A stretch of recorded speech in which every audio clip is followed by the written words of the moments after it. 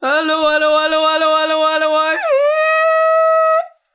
Je pensais que commencer ce podcast numéro 2 là, sur un poème de Raoul Duguay, c'était parfait, puis ça mettait la couleur, quoi. Parce qu'on va parler de plein de choses aujourd'hui, n'est-ce pas, Oli? Ouais, toutes des choses qui ont rien à voir avec Raoul.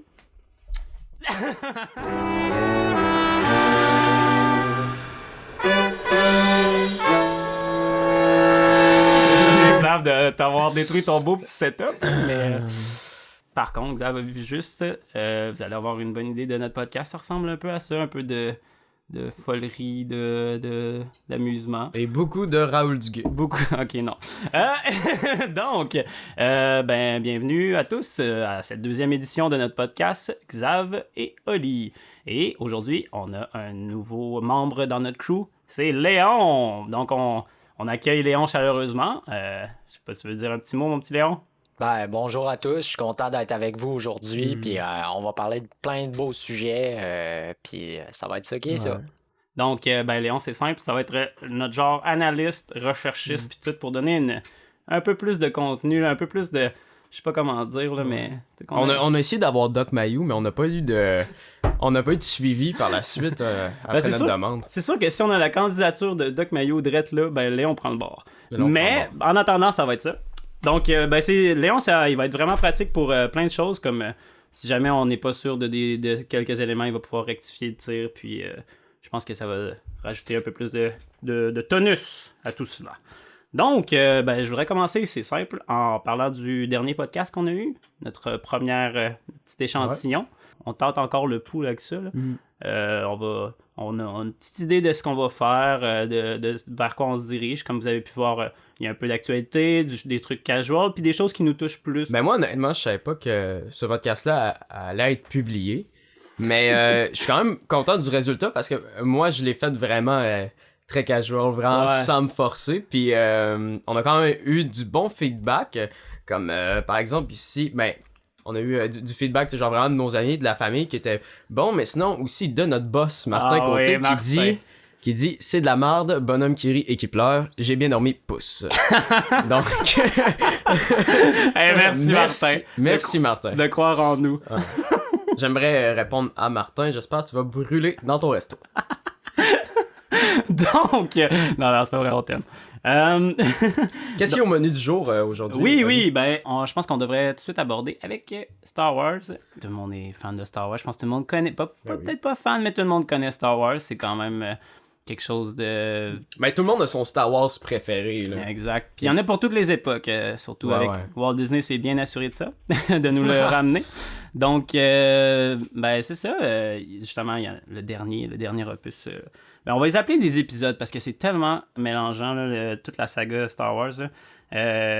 Dans le fond, c'est sûr que c'est tiré de des livres, là, mais il y a des affaires qu'on appelle canon. Canon, pour ceux qui sont pas sûrs, c'est quoi? C'est que canon, c'est quand que c'est vraiment dans le fil de l'histoire, dans le fond.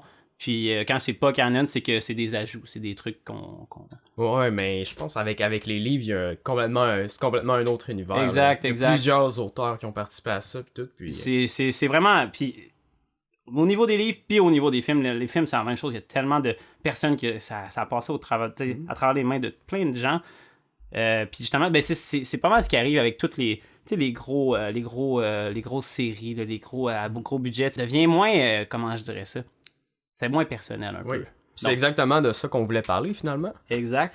Puis, il va justement avoir le dernier qui sort au mois de décembre. C'est très bientôt. Je sais pas, Léon, la date exacte. Le 18 décembre, en fait, dans les cinémas français. Puis aux États-Unis, en fait, c'est le 20 décembre. Il sortirait plus tard. Ouais, aux États-Unis. Eh vous êtes chanceux, ma gang de Français. Vous allez l'avoir en premier. Donc, je sais pas pourquoi. C'est assez spécial. Mais, il va sortir bientôt. C'est à cause de la mer. Oui. Puis, il va sortir le nouvel épisode. En fait, je pense que ça va être un petit peu... Il y a beaucoup de fans qui étaient très, très déçus. Il y en a une couple qui était déçue par le 8e épisode, qui est The Last Jedi, je pense que lui, il était réalisé par M. Rian Johnson. Je pense qu'il a été une déception. Mais en fait, depuis que Disney a mis la main là-dessus, là, je pense que... Mais tu sais, je suis d'accord avec tout ça. Ouais. Par contre, puis je veux pas être chien, mais est-ce qu'il y a un peu du fait que le monde s'attache à une nostalgie, là? Oh, oui, c'est Parce clairement. que, tu sais, finalement, ces films-là, ils les ont écoutés dans un moment où est-ce que, tu sais, c'était plaisant, où est-ce qu'ils étaient kids, puis tout ça, puis finalement, c'est des bons souvenirs. Fait que quand ils re-regardent ces films-là, c'est sûr que c'est meilleur. Mais maintenant, c'est des adultes, puis c'est quand même des films de rayon laser, là. Ouais, ben, moi, quand dans le fait, l'épisode 1, 2 et 3 sont sortis, j'étais tout jeune, j'avais 10, 11 ans. Puis, ces films-là étaient corrects. C'était pas des bons films, là. C'était une coche en dessous de... Mais moi aussi, je les ai écoutés quand j'étais jeune, eux autres, puis... T'es aimé. Ben oui, je les ai aimés. Mais au final, tu peux les réécouter, puis c'est pas normal qu'il y a des films qui étaient faits dans les années 70, 80... tu sais, ça sort vraiment mieux que les nouveaux qui ont été comme remis au goût du jour. Ouais. Fait que, tu sais, à cette heure, dans nos têtes d'adultes, on se dit, ouais, ça marche pas vraiment, là, tu sais. Fait que, oui, il y a un effet nostalgique, puis pas juste ça, tu sais, c'est comme, il y a tellement une fanbase là, intense. Là, Ben, c'est ça. Que, mais une fanbase intense, c'est un peu une malédiction aussi. Ben, oui, puis justement, on va en parler, là, avec... c'est là-dessus que je voulais en venir, c'est que sur les réalisateurs de ces films-là. OK. C'est comme dans, mettons, on le voit ça dans les phénomènes genre Harry Potter, tout ce qui était plusieurs, tu sais, une trilogie ou quoi que ce soit. Souvent, c'est des réalisateurs différents, donc on a des optiques différentes de chaque film, puis ça ajoute, tu sais, c'est un peu, ça devient étrange à un moment donné. Puis, dans les derniers, c'est particulièrement vrai parce que il y a eu, bon, on a le septième épisode qui a été fait par J.J. Abrams. Je pense que tout le monde c'est un des plus connus là, dans la dernière trilogie qu'ils ont fait. Puis après ça a été Rian Johnson, que là, ce film-là a été vraiment mal reçu. Ouais. Puis là, ça va retourner à J.J. Abrams, mais à la base, c'était pas lui qui était censé faire le dernier. C'était Monsieur Colin Trevorrow. Excusez-moi si j'ai massacré son nom. Là, on pourrait regarder un peu ses films qu'il a fait, puis qu'est-ce qu'il a fait connaître. Là. Mais en gros, Monsieur Trevorrow, c'est lui qui était scénariste, réalisateur, qui avait vraiment comme... qui était censé bâtir ce film-là. Puis, les studios ont décidé que dans le fait, son scénario faisait pas... Non, ça tenait pas la route. C'était pas vers quoi il voulait aller. Puis, c'était un gros... il y a justement, comme tu as dit, il y a des fans. Là, il y a une grosse fanbase. Puis là, les gens, là, ils attendent ça. Là, puis... Fait que là, c'est comme... C'est un gros c'est un lourd fardeau à porter là, d'écrire ça. Là. Il a commencé à écrire ça. Là, les studios étaient pas contents. Ils ont fini d'écrire le scénario, puis ils l'ont foutu à la porte après d'avoir écrit le scénario. Fait que dans le fond, il devient comme scénariste seulement. Puis en plus, il travaille plus. Puis, Léon, je sais pas si tu voulais nous dire un peu... Il a fait des excellents films. En fait, il a fait Jurassic World en 2015. Lego Jurassic World en 2016. Puis il a fait Jurassic World Fallen Kingdom en 2018. Tous des chefs-d'œuvre, là. Il était... À sa défense, c'est dans son moule. Je veux dire, c'est des gros budgets, c'est des remakes de quelque chose qu'on connaît. Fait que je pense que c'est Monsieur Nostalgie. Lui, il est genre, haha, je vais tout décoller, c'est votre enfance. Mais genre, là, dans le fond, là, lui, il était mis à la porte, puis on a switché pour un autre, puis ils ont ramené Monsieur J.J. Abrams. Mais moi, là, je sais pas pour vous autres, mais moi, j'aimerais vraiment pas être dans les souliers de Monsieur Abrams en ce moment. Mais en plus, si je me trompe pas, c'est le dernier film qu'ils vont faire sur les Skywalkers. Exact, justement. Il doit closer tout ça, là, tous les 8 films derrière lui. Il doit faire une conclusion à tout ça. Tout ce petit monde-là. Tu sais, c'est comme les conclusions des films. Là. C'est important, tu sais, avoir une bonne conclusion parce que une fois qu'une trilogie, même quand les premiers se sont terminés, l'histoire continue dans notre esprit, dans notre psyché. Puis on se dit, moi, mettons, mon interprétation des derniers, je me dis, je suis content que, mettons, Luc ait eu cette fin-là, puis dans ma tête, ça va continuer dans cette allée-là. Mais quand tu ramènes, tu fais plus tard, après, qu'est-ce qui s'est passé, ça vient détruire ça complètement. Ouais. Donc lui, dans le fond, il faut qu'il réécrive une autre conclusion qui était déjà, à la base, tout à fait acceptable. C'est une très bonne trilogie qui se terminait très bien, puis ça. Puis lui, dans le fond, il faut qu'il rebâtisse tout ça, puis là, il est pogné avec ça, puis il y a des millions et des millions de fans qui sont comme... Je suis sûr qu'ils l'attendent avec des fourches puis des pics. Là, moi, j'aurais vraiment peur là, de faire une erreur puis de me planter. En même temps, c'est pas son premier gros film, là, lui. Il est habitué de... Tu sais, je veux dire, les Jurassic... ils ont pas été... Je sais pas s'ils ont été si mal... Tu pourrais peut-être aller voir, Léon, les Jurassic Park, un peu les ratings, genre juste les notes là, qu'ils ont en général. Là. Absolument. De oui dire, là, on sait que les Jurassic, ça n'a pas été des réussites complètes. Là. Je pense que ça a été honnête là, la rentabilité et tout. Mais je pense pas que ça va rester des classiques. Là. En fait, il a été classé environ à 70% de rating sur Rotten Tomatoes, IMDb, puis Metacritic. Mais en fait, depuis 2002, c'est le 5e plus gros film qui a ramassé le plus d'argent au box-office. Ouais. Mais tu sais, le succès financier, ça veut rien dire. Là. Je pense que Suicide Squad a fait un bon succès financier. Puis, bon point. Moi, j'avais le goût de pas le squad, là? Ben oui, c'est ça, c'est vrai. Mais comme je dis, je pense que c'est Monsieur Nostalgie. Là. Donc, mais en même temps, ça, de l'autre côté de la médaille, je sais pas si vous avez vu maintenant avec la nouvelle plateforme de Disney qui est comme un peu Netflix, je pense que c'est Disney+.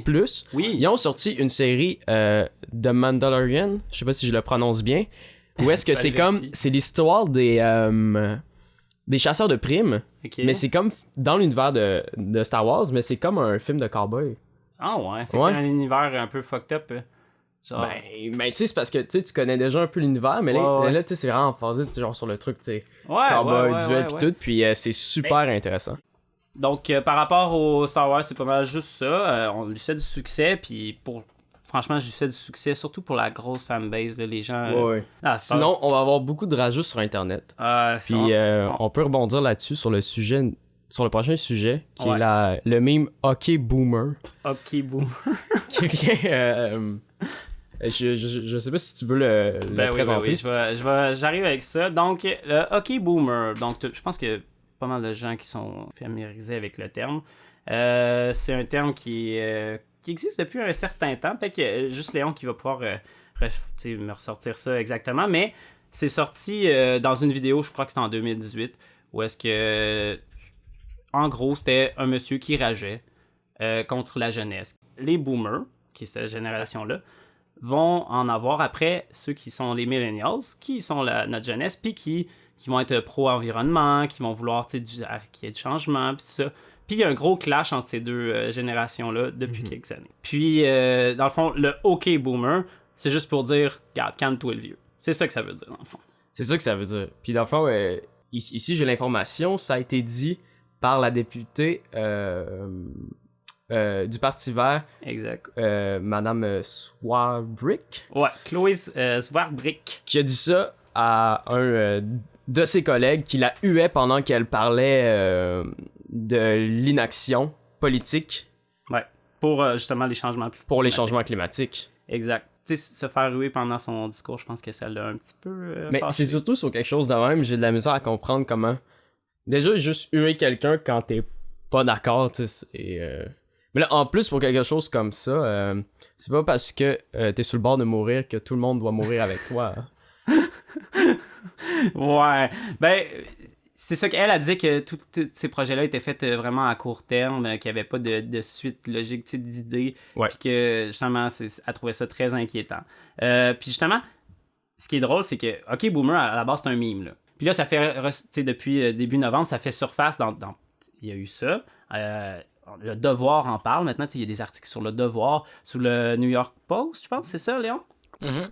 Donc, c'est des trucs sérieux, là. C'est plus genre les petits memes qu'on regarde sur YouTube, là. C'est des gros médias, pis tout ça. Puis, ça en vient vraiment à se questionner. Est-ce que, c'est un nouveau terme qui est d'actualité, c'est l'âgisme.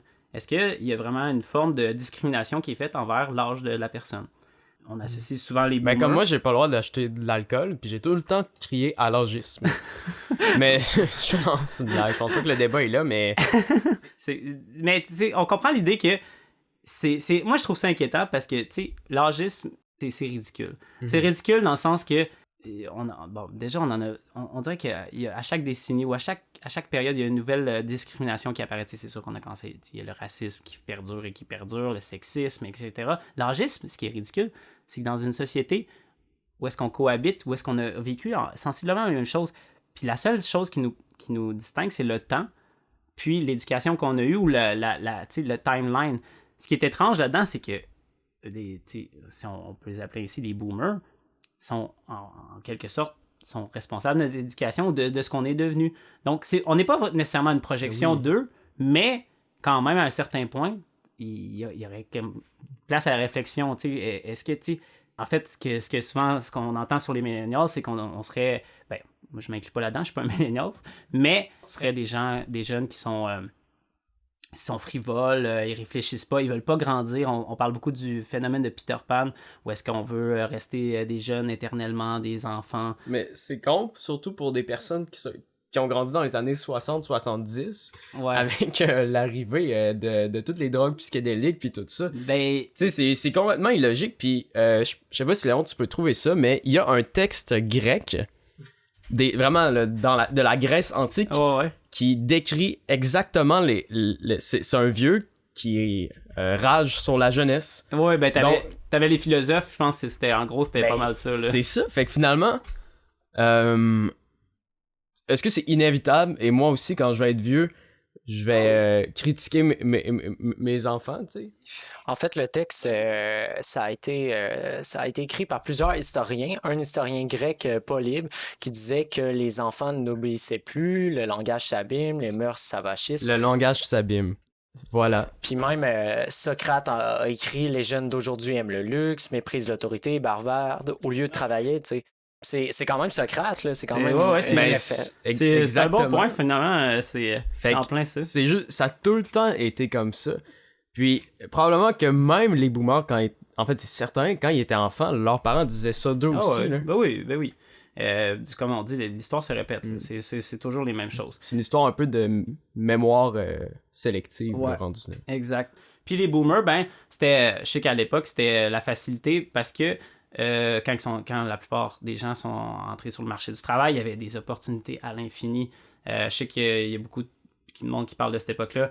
Les jobs, c'était facile. C'est après cette époque-là, après l'époque des boomers. Moi, je sais parce que ma mère en fait partie, justement. Ils ont pu, entre guillemets, manger de la merde. Parce que, tu sais... clairement. C'est vraiment la génération maudite qui a tout ramassé. Exact. Puis, il y avait plus d'emploi. Ma mère, puis quelques-unes de ses amies, carrément, tu sais, ils finissaient leur bac, puis ils se trouvaient pas nécessairement un job tout de suite, là. Puis pourtant, c'était des gens scolarisés, intelligents, puis ça, mais il y avait juste pas de job. Fait que tu en voyais qu'ils étaient serveurs, puis qu'il y avait quasiment un doctorat, là, tu sais, c'était une autre affaire, parce que, veux pas, on préconisait, tu sais, de l'ancienneté, tout ça. Donc, contrairement à moi, maintenant, la journée où est-ce que j'ai décidé de quitter le McDonald's, donc j'ai dit à mes gérants, je quitte et je ne reviens pas. Puis, je suis allé au coloc porter mon CV. Puis, quelques jours plus tard, j'ai été rappelé. Là. Mais tu sais, après ça, j'en ai parlé avec mes parents, puis on dit, nous autres, jamais on aurait fait ça. On se serait, au moins, on se serait trouvé une autre job avant de quitter l'autre. À ce temps, c'est les employeurs qui s'arrachent les jeunes, les employés. Juste une parenthèse, justement, avec McDonald's, là, depuis la dernière année, là, moi, ça m'aberre, là. C'est de voir des publicités qui disent « Hey, amenez votre CV, puis amenez votre ami avec vous. Hey, vous allez avoir du fun à travailler ensemble. » Jamais t'aurais vu ça dans une... Hey, voyons donc, c'est impensable. T'amènes tes deux chummies, tu veux pas nécessairement ça. Puis là, ils te montrent ça comme si ça allait être une partie de plaisir. C'est un travail, bordel, là. Ouais. T'es là pour, comme, rendre un service. Tu peux... Il y a un truc, c'est un code Snapchat où est-ce que tu peux, dans le fond, envoyer ta candidature avec ton Snapchat. OK. Pour travailler au McDonald's. C'est paresseux, là. C'est comme... Mais c'est parce que rendu là, ça veut dire qu'ils sont désespérés. Non, mais là, OK. Ça, je savais pas. Mais ouais. Ça montre non, c'est juste comme... OK, ouais. Là, ils sont crissent. Ils sont juste genre, non. OK. Ben, en tout cas, fait que c'est ça. Puis là, le prochain sujet... on va parler occupation double, alright, yes, OK. OD.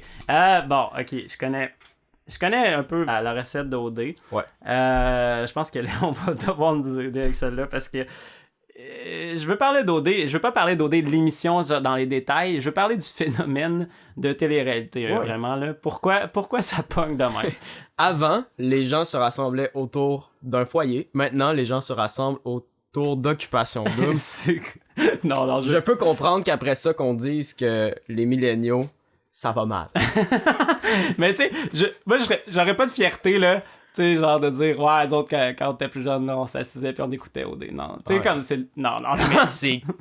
J'ai écouté une fois. Ouais, avec. Ça ressemble à ça, moi aussi. Avec, comme. Avec des amis, là, tu sais, ils écoutaient ça, puis j'étais là, puis. De la façon dont ils creusent, moi, quand. J'ai l'impression qu'ils niaisent. Mais comme. Parce que moi, quand je fais ça avec quelqu'un, tu sais, c'est que, tu sais, je fais de l'improvisation, des affaires de même, puis je niaise beaucoup dans la vie. Puis quand, genre, ce qu'ils disent puis ce qu'ils font, genre, je me vois en train de faire des blagues. En train de... Fait que j'ai de la misère, mais Mais il y a une partie de jeu, là. Il y a une partie de jeu de... C'est sûr, mais après ça, c'est que c'est le public prend ça au sérieux. Ouais. Mais tu sais, comme moi, genre, tu sais, comme Crème qui se mord les lèvres pis tout, pis ils se regardent, pis font haha. Pis après ça, ils se retournent vers la caméra, j'ai le goût de la... j'ai le goût de la frencher, cette fille-là, là. Genre, je veux dire, c'est finalement, genre, c'est des espèces de clowns dans des corps de Playboy, là. En tout cas, ben... Léon, je sais pas si c'était... Juste moi, je veux juste éliminer les préjugés par rapport à ça parce que moi, l'année prochaine, je vais faire OD. Là, c'est que... OK. En tout cas, c'est ça comme ça, mais moi, je vais aller cruiser puis lécher des babines. Okay. En tout cas, c'est ça. Okay, mais je veux juste en fait, tu clarifies un peu, c'est quoi? À quoi ça consiste? T'sais, on sait que le but, c'est de former des couples, puis qu'il y a des activités, puis des trucs à chaque semaine spécial, puis tout ça, mais peut-être que t'as une meilleure idée là, de la chose. Là. Je te laisse regarder ça. Ben en fait, il y a des participants qui rentrent dans l'émission, puis le but, c'est de se matcher avec une autre personne pour se rendre jusqu'à la fin. Puis à la fin, le public va voter pour le couple qui est le plus populaire, tu sais, comme le plus apprécié par le public. Puis alors, tu sais, comme faut vraiment faire attention à l'image qu'on a dans ce show-là, parce que, tu sais... C'est un peu un Facebook en live, hein? C'est vraiment ça. C'est triste, là. Bon. Le jeu de la télé-réalité est populaire depuis, je pense, les années 70. Puis, même que tu pourrais vérifier ça, s'il te plaît. Puis, c'est juste une curiosité malsaine. Là. Puis, un peu, hein. Puis, Occupation Double, ça a plusieurs saisons à cette heure-là. Avant, c'était à la TVA. Là, je suis rendu à VTL, c'est ça, Léon? Ouais, c'est rendu à nouveau. OK. Donc, ça change. Les gens, je sais pas pour quelle raison, là, ils sont encore accrochés à ça. C'est juste que, comme tu disais, Xav, c'est comme il y a vraiment comme un... C'est comme un jeu, là. C'est vraiment comme... C'est fake, là. C'est des adultes qui jouent à l'école secondaire, j'ai l'impression, là. Tu sais, c'est... Mais... Ça, en tant que tel... OK. Mais le fait que les gens se rassemblent pour écouter ça, puis tu sais, après ça, le lendemain d'OD, le monde parle de ce qui est arrivé. Mm-hmm. Je veux dire, c'est sûr qu'il y a une partie d'arranger ou de comme, tu sais, genre, ou de forcer. Parce que, à quel point que, à tout, je sais pas, un épisode, c'est combien de temps? C'est une semaine? Un jour? Ben, en fait, il y en a, je pense, il y a des épisodes du lundi au jeudi, puis le dimanche, c'est un gros épisode d'1h30. Okay. Puis les autres épisodes, c'est des épisodes de 30 minutes, si je me rappelle bien. OK. OK, mais c'est chaque jour, dans le fond. Quasiment, tu sais. Je pense qu'il y en a juste pas le vendredi, puis le samedi. OK, mais... Ouais.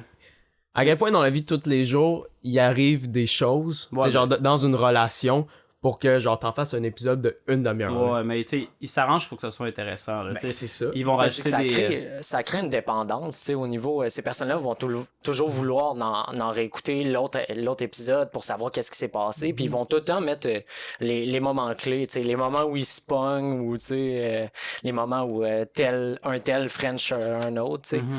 Puis, en tout cas... Mais... c'est ça. C'est que même je pense qu'il y a des OD la nuit, là, je pense que j'ai pogné ça aussi. Qui ils filment carrément des bouts de segments de nuit puis que c'est super pas. Tu sais, il y a comme minimum budget pour faire le montage puis ça. Puis c'est là qu'ils ont pogné des. Il y a une fille qui disait des choses horribles. Là. Tu t'en souviens, Léon, peut-être? Il y en a une qui avait entretenu des propos racistes. Là. Ouais, je me rappelle. Ça, c'est justement. C'est Julie Schneider, je crois, qui était. Comme la productrice de l'émission.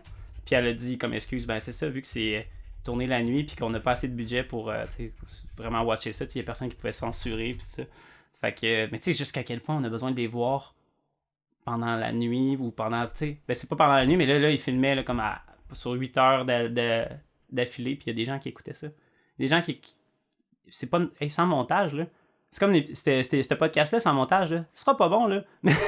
Mais là, tu sais, t'imagines-tu regarder 6 heures d'affilée, quelqu'un qui est comme, genre, qui fait ses affaires bien chill, c'est vraiment... c'est malsain, ça, je savais pas ça. Mais je trouve juste ça étrange. Je comprends pas cette... Puis ça... Moi, en tout cas, j'ai comme... Je me souviens quand j'étais jeune, j'écoutais un peu Love Story. Love Story, c'est... Peut-être vous autres connaissez pas ça. C'était vraiment... c'est mi-2000, je pense que ça jouait. Ça, c'était comme une version un peu cheap de OD. Où est-ce que, tu sais, c'était vraiment juste... C'était dans un loft.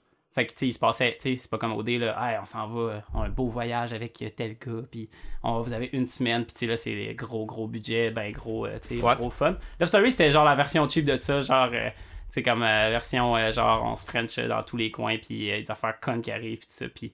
Déjà là, il y avait aucun contenu, puis déjà, tu sais, même dans ma tête de jeune homme, là, je trouvais ça stupide, puis je me dis, voyons donc, puis je comprenais pas pourquoi les gens écoutaient ça. Puis là, genre, quinzaine d'années plus tard, c'est encore, c'est hot au bout, là. Mm-hmm. Puis c'est vraiment des recettes faciles, plates, c'est toujours la même chose, ils changent d'endroit, mais tu sais, qu'est-ce que...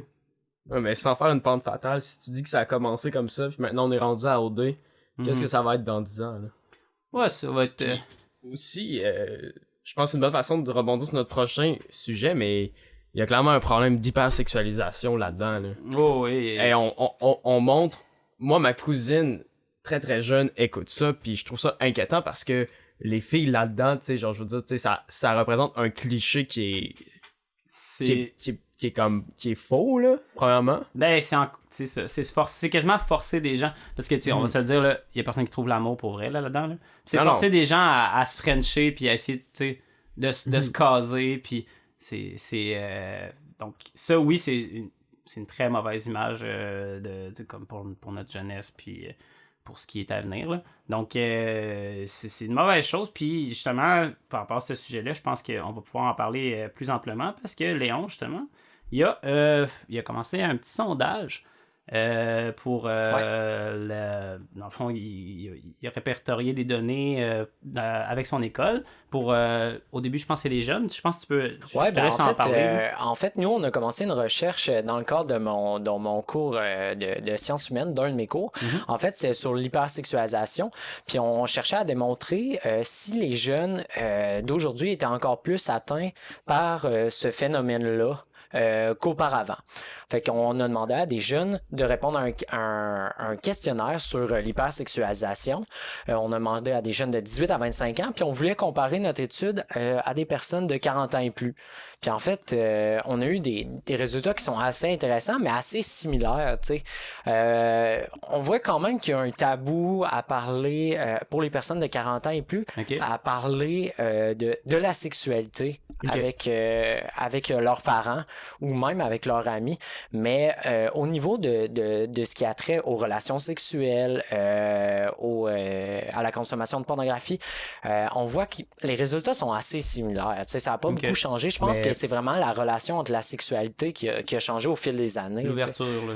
Ouais, il y a beaucoup. Tu sais, comme le monde arrête de garder ça intime pour eux, puis ils ont décidé de s'ouvrir un peu à tout le monde. C'est ça que ça a amené, mais c'est surtout à cause des médias. À cause d'Internet, du cinéma. Tu sais, on représente des enfants, des adolescents qui ont des relations avec d'autres, qui embrassent une autre personne, mais on représente aussi, tu sais, des adultes qui peuvent faire l'amour avec quelqu'un d'autre. Puis tu sais, ça a entraîné un mouvement qui a fait que les jeunes sont de plus en plus atteints par la sexualité, mais de plus en plus jeunes, tu sais. Mm-hmm. Ça, c'est une banalisation ou... est-ce que tu dirais... dans le fond, ce que j'essaie de dire, c'est... Est-ce que tu penses que c'est mal ou bien? Ben, ça dépend. Ça amène beaucoup d'effets négatifs. Je pense que les effets négatifs sont beaucoup plus prononcés que les effets positifs. Okay. Mais honnêtement, il y a beaucoup... Nous, à la base, notre recherche, on voulait la baser sur les jeunes garçons. parce qu'en fait, il y a beaucoup d'études sur les effets de l'hypersexualisation sur les jeunes filles. Il y a des sites qui sont recommandés à ça. On pourrait vous sortir comme les sites en question. Mais il y a beaucoup de sites par rapport à ça, mais les sites pour les garçons, il n'y en a pas. Puis il y a beaucoup de recherches qui ont été faites pour les filles, mais pas pour les garçons. Puis on voulait baser notre recherche sur l'étude des garçons. Finalement, on l'a pas fait parce que c'était déjà commencé. Puis, mais je comprends ça parce que finalement, je pense qu'il y a un cliché que la sexualité des garçons, puis je trouve ça un peu vrai, est plus facile. Oui, mais aussi, tu sais, comme... Ouais, elle est plus facile considérée par le monde comme... tu sais, on pense que certaines choses n'ont aucun impact sur la sexualité des garçons, mais en fait, c'est faux. C'est juste qu'on n'a pas encore trouvé c'est quoi ces conséquences-là, tu sais. Sur les filles, ils ont été nommées, tu sais, je peux vous sortir des exemples un peu plus tard, mais tu sais, il y a vraiment des choses qui ont été remarquées sur les filles, tu sais, comme ils veulent essayer de ressembler à une certaine image mince, avec tu sais, comme un corps un peu parfait à cause des top modèles, tu sais, fait que c'est des choses comme ça, tu sais, qu'on a remarqué. Mais clairement, à mon avis, qu'il y a une plus grande pression par rapport à la sexualité sur les femmes. Mais je pense pas qu'il y en a pas sur les garçons. Non, vraiment pas. Je pense que on n'a pas encore cherché c'est quoi ces effets-là, comme j'ai dit plus tôt. Puis tu sais, c'est sûr, parce qu'on essaie tout le temps de les mettre dans une case, puis d'essayer de qui se conforment à l'image. Puis en fait, c'est juste les hommes qui ont cette perception-là de la femme, qui veulent que cette femme. Mais à quel point? Moi, je l'ai pas. Ali, je suis certain que tu l'as pas. Puis Léon, je sais que t'es un connard puis que tu l'as, mais tu peux pas généraliser pour nous autres. Non, je sais, mais tu sais, je pense que c'est la perception par rapport à nous, ce qu'ils pensent d'eux. Tu sais, des fois, je discute de ce sujet-là, parce que je fais une étude avec ça. Puis des fois, c'est même pas... C'est eux qui pensent qu'on veut qui ressemble à un idéal, tu sais, avec tu sais, comme une belle taille fine, mais en fait c'est pas ça, tu sais. Tu sais, il y a des goûts pour tout, je pense, dans la nature. Puis juste par rapport au sexe, la pornographie nous apprend que le sexe est orienté vers, ben dans le fond, le garçon, parce que ça finit tout le temps sur l'orgasme masculin. Oui, vraiment. C'est vraiment ça qui Puis finalement, si le but ce n'est... Donc, parce que là, maintenant, le but ce n'est plus la reproduction. Merci à la religion qui n'est plus autant présente. Maintenant, c'est le plaisir. Ouais. Donc, c'est totalement ridicule d'arrêter la relation sexuelle à l'orgasme masculin. Ben, je pense que, tu sais, si... je pense que la pornographie amène une représentation un peu irréelle de ce qu'est les relations sexuelles, tu sais. Totalement. Tu sais, on peut pas se fier à la pornographie parce que, tu sais, on va représenter des choses qu'on voit pas dans la réalité. C'est pas ça une relation sexuelle. Tu sais, il y a des types de vidéos qui vont atteindre un certain, tu sais, rapprochement par rapport à la réalité. Mais tu sais, je pense que généralement, c'est pas des mais vidéos juste comme ça. purement physiquement, juste à la base, tu sais, même si on parle des positions qui sont faites dans la pornographie, on ne va pas voir nécessairement, tu sais, les positions où est-ce qu'on en retire le plus de plaisir. On va voir ceux qui sont les plus belles graphiquement. Fait que c'est une autre erreur que ça amène. Puis en plus du fait que la relation s'arrête à l'orgasme masculin, mais tout ça fait un cocktail, une représentation qui est malsaine puis qui est fausse du sexe, à mon avis. C'est un mauvais exemple pour les jeunesses. Mais je pense qu'on pourrait contrer ce phénomène-là. On l'a mentionné dans nos études avec les 2 dernières questions qui étaient, on demandait à la population cible si il serait essentiel d'instaurer puis d'uniformiser les cours de sexualité en classe. Et puis, quasiment 90-95% des personnes nous disaient que oui, c'était essentiel. Parce que pour contrer ce phénomène-là, puis pour informer les gens par rapport à c'est quoi, il faut en parler. Oui. Mais le monde, tu sais, comme il y avait un cours de sexualité avant, mais ce cours-là a été enlevé pour des raisons quand même assez économique, tu sais, ça coûtait trop cher, ou tu sais, les profs, ils étaient pas qualifiés, ou tu sais, toutes des questions comme ça, c'est décevant parce que on voit qu'il y a une demande, tu sais, dans les résultats qu'on a obtenus, on voit que les jeunes de 18 à 25 ans demandent un cours de sexualité.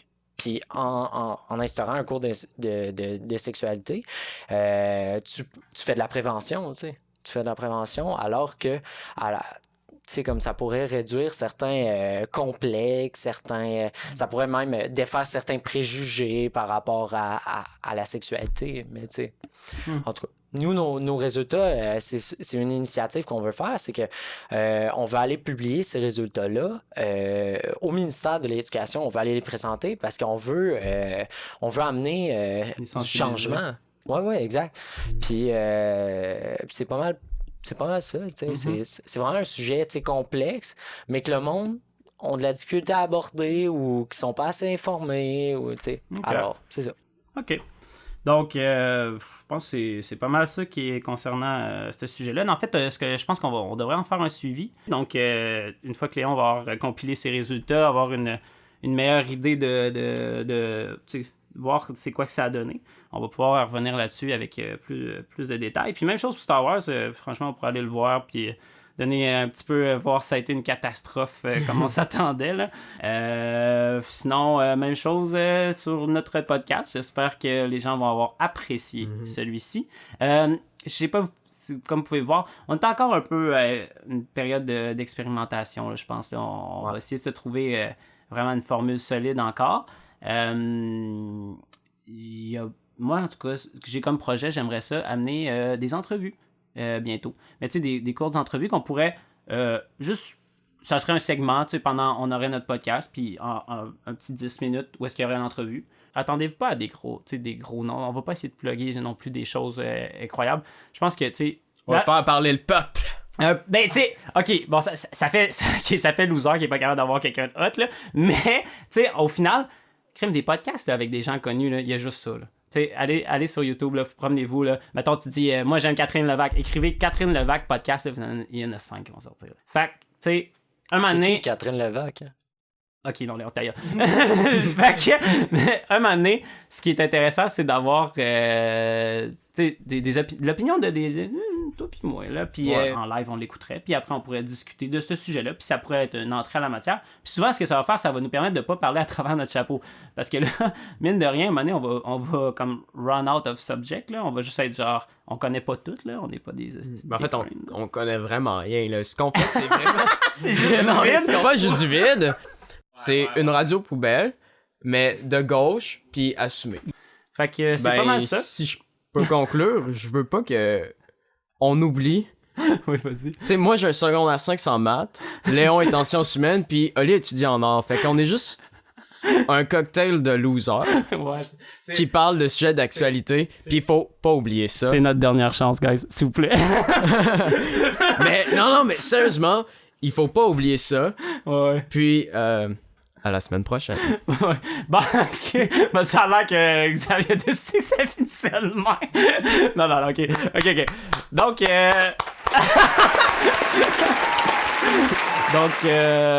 ben merci tout le monde de nous écouter. Puis on va se revoir certainement la semaine prochaine. Puis on va avoir une panoplie de nouveaux sujets. Donc, merci. Bonne soirée.